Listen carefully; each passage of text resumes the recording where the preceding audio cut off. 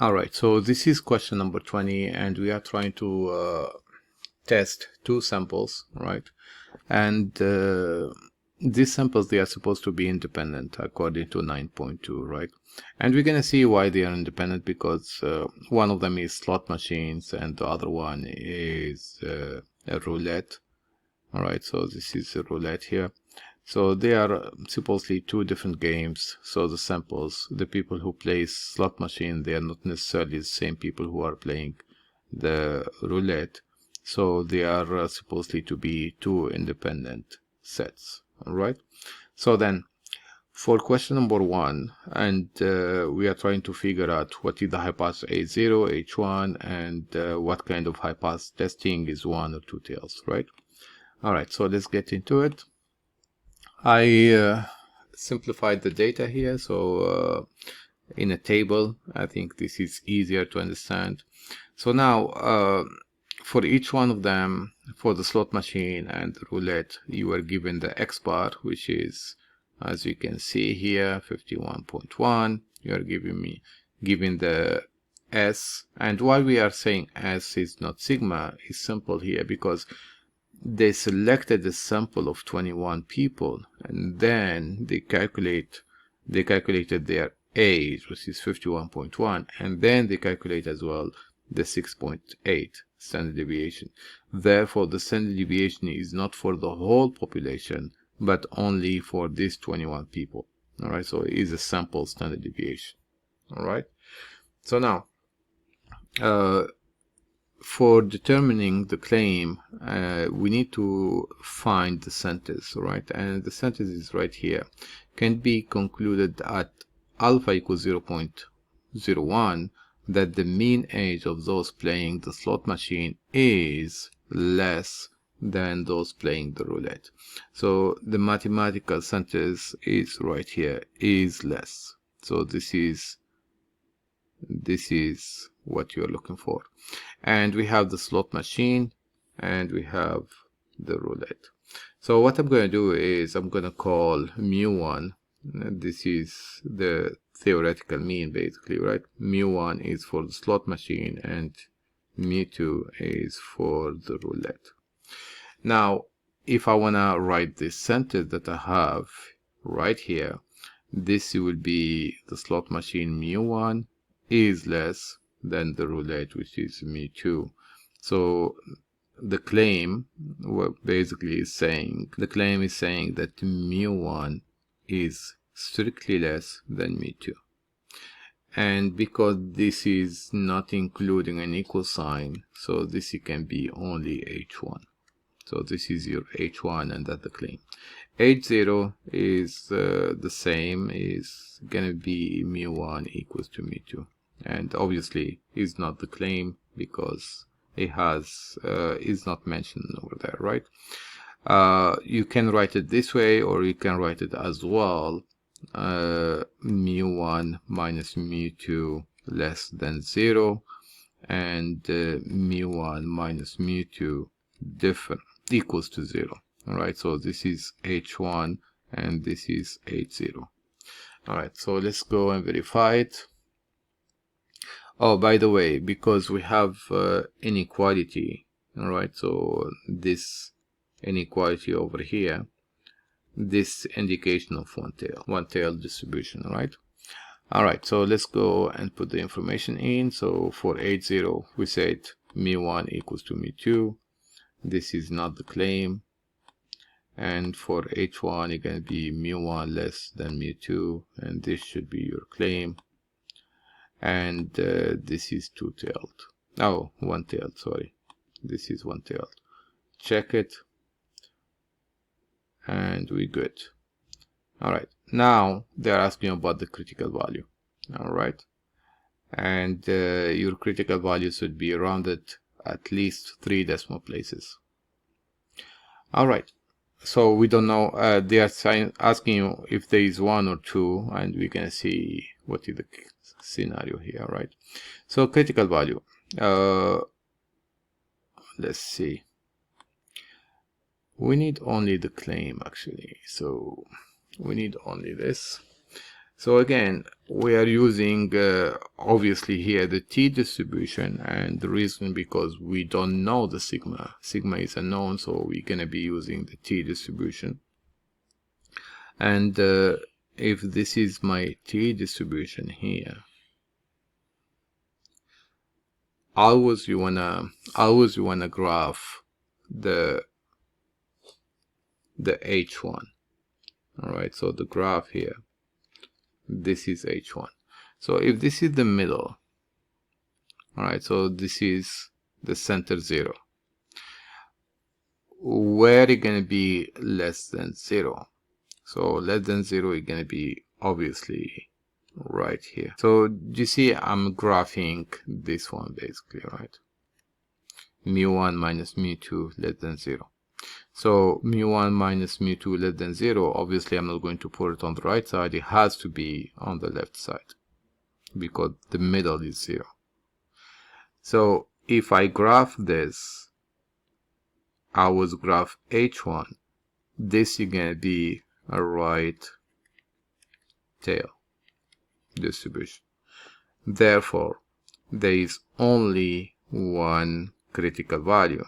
So this is t critical. We don't have to.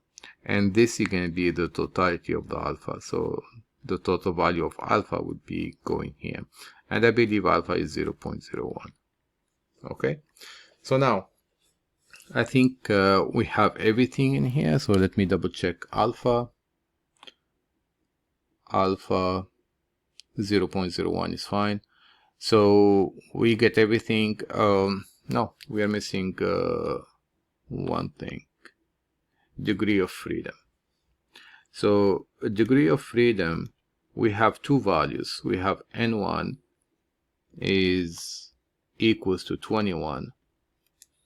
All right, n1 is equal to 21 and n2 equals to 30. So degree of freedom is going to be the minimum of n1 and n2 minus 1. All right, so this would be 21 minus 1, and this is going to be a 20. So that's in case you have two different sizes, right? Okay, so now we have everything. We have the alpha and we have the degree of freedom. Actually, it's not the alpha that we care about. We care about the area on the left side. So we care always about the area on the left side. Here it happened that alpha is on the left, so it works perfectly. All right. So now, how can I get the t critical? I'm just going to go to second vars and then go to number 4, which is inverse t. Enter. So I'm going to enter the area that I need, so which is 0.01, 0.01. That's, and degree of freedom is going to be 20. And that's all. Enter, enter. All right, I think it's okay. Here you go. So it's minus 2.5279. So you want to round it to 3 decimal places. So you're going to be minus 2.528. All right. Let's go back and check it. So minus 2.528, and this is great. It's good. All right, the third part, we want to compute the test value, and we want to round it to 3 decimal places. So going back here, so let me remind you about your chapter, and this is the formulas from 9.2, right?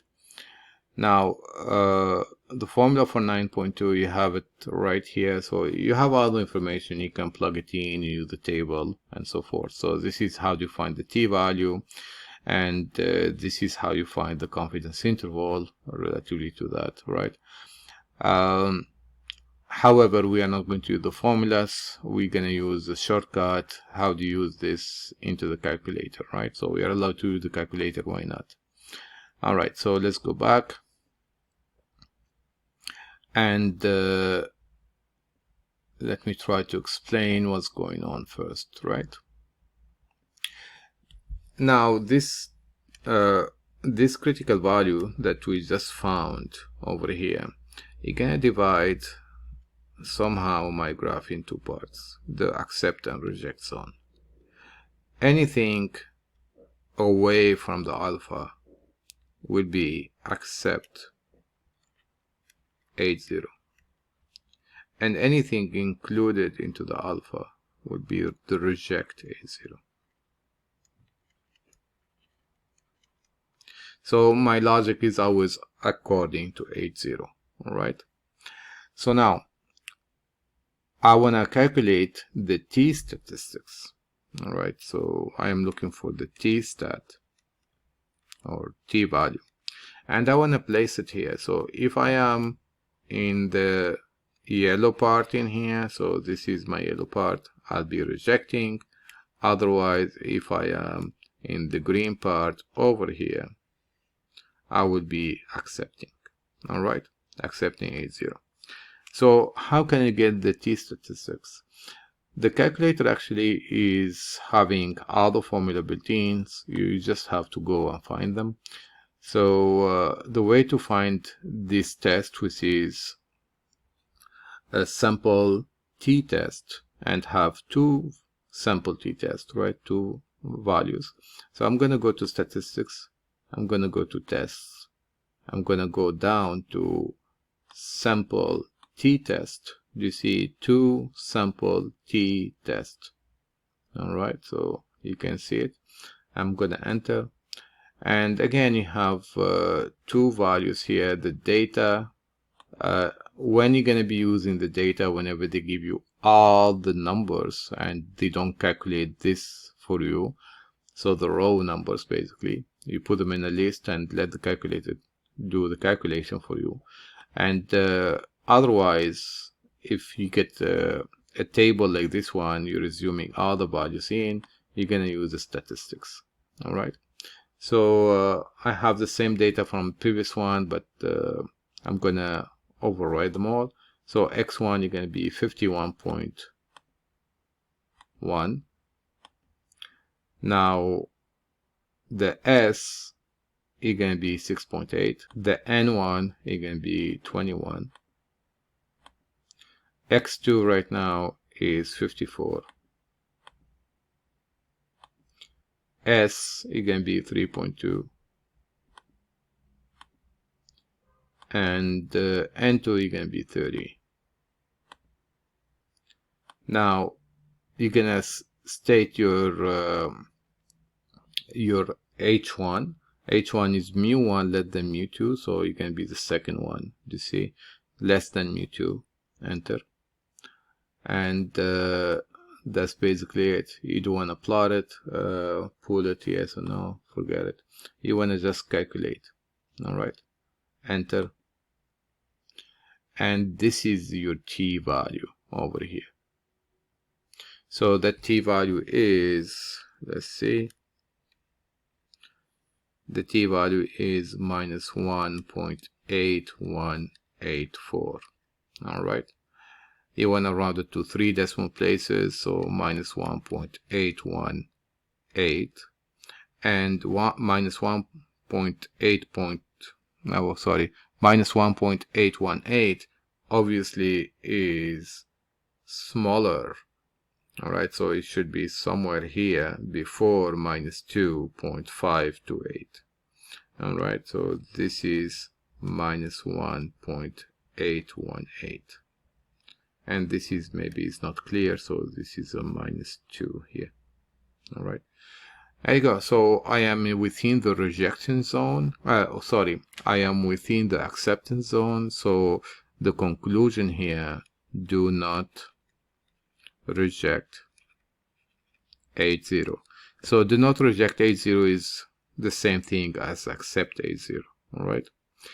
Now, what the meaning of do not reject H0? We were looking for evidence to support the claim H1. However, we couldn't find enough evidence. So there is not enough evidence to support H1. All right. So we are supporting H0, so we don't support H1. There is not enough. So what the meaning in our problem, it means that 51.1 and 54, although they are different, but they are not that much different that can be considered as a proof to reject H0. All right, so the difference is not that big. All right. Now let's go and put all the information in. So the t value here that we are looking for is negative 1.818, 3 decimal places. Check it. All right, that's correct. Great. So here what we're going to do, we do not reject H0. Check it. That's correct. And here there is, choose one. There is or there is not. There is not enough evidence to support the claim, which is H1.